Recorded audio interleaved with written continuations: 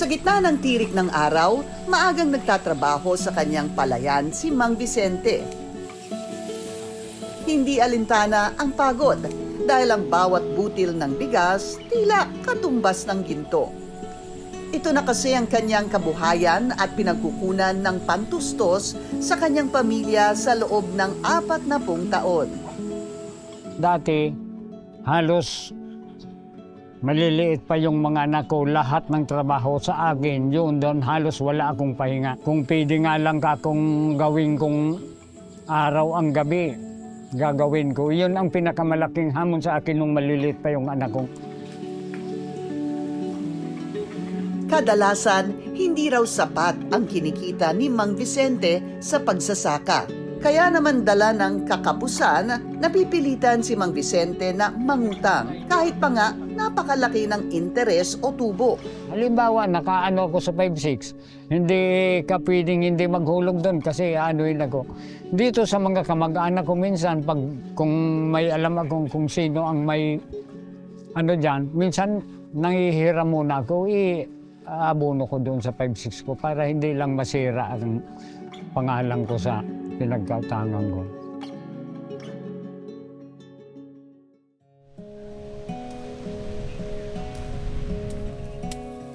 Katulad ni Mang Vicente, pagsasaka rin ang ikinabubuhay ni Loida sa loob ng mahigit 2 dekada dito sa Iriga, Camarines Sur.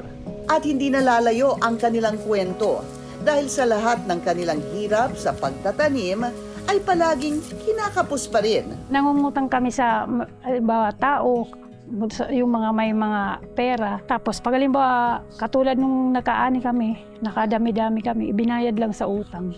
Talagang lugi as in sobrang hindi kami nakakabawi maski pambili ng binhi. Nasisiro kami minsan.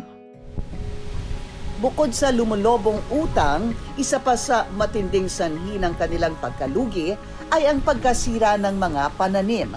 Dala ng sunod-sunod na bagyo sa Pilipinas simula buwan ng Hunyo. Nung laging may bagyo, lugi talaga kami, laging lugi. Nakaka-stress sobra. Kasi di kami nakakabawi.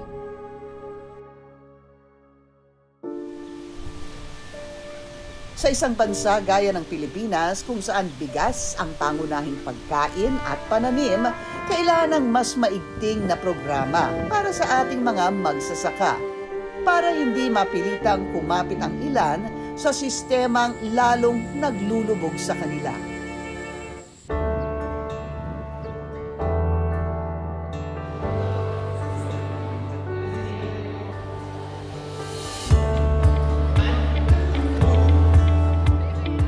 We know that the next months will be difficult, but what we all want to do as a government po is to really make sure that we come together, that we work together para po tayo magtulutulungan. Ang Land Bank po ay bangko ninyo. So please don't forget that we are here as a government financial institution to support you. Para makatulong na maibsan ang kalbaryo ng mga kababayan nating magsasaka, inulunsad ng pinakamalaking bangkong pag-aari ng pamahalaan ang AgriSenso Plus Lending Program. Ito po yung banner program ng Land Bank sa agriculture. Ang layunin po nito, lahat ng mga involved sa agricultural value chain ay mapautang. Layunin itong makapaghatid ng mas malawak at abot-kayang credit assistance para sa mga maliliit na magsasaka at mangingisda at iba pang kasama sa agricultural value chain.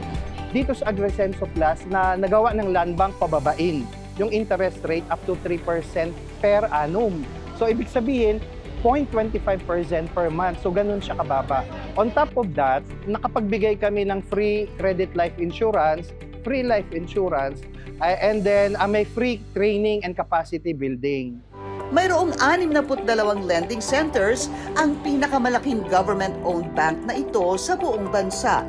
At ang proseso, pinadali upang ang mga kagaya ni Mang Vicente at Loida mas mabilis na makabangon.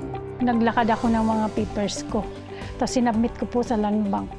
Super dali po, hindi po ako nahirapan. 1 week ko lang nilakad po, automatic po. Narilisan po ako.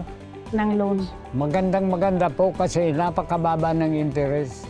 Tapos sila na ang napasok sa insurance. Kaya in case may kalamidad, yung ibang gastusin na ibabalik naman sir, gawa ng crop insurance. Ang bawat sektor ay dapat magtulungan para sa ikabubuti ng ating mga magsasaka. Sa bawat butil ng bigas, bawat gulay, bawat huli at bawat ani, nakataya ang kabuhayan at kinabukasan ng bawat Pilipino. Kaya naman ang pagtulong at pag-alalay sa kanila ay pagprotekta rin sa sambayanan. Ang objective namin is maiparating sa lahat ng area, sa lahat ng probinsya ng Pilipinas, itong programa na ito. At tulong-tulong to. At ang maganda is a program that covers all stages, all stakeholders in the agricultural value chain.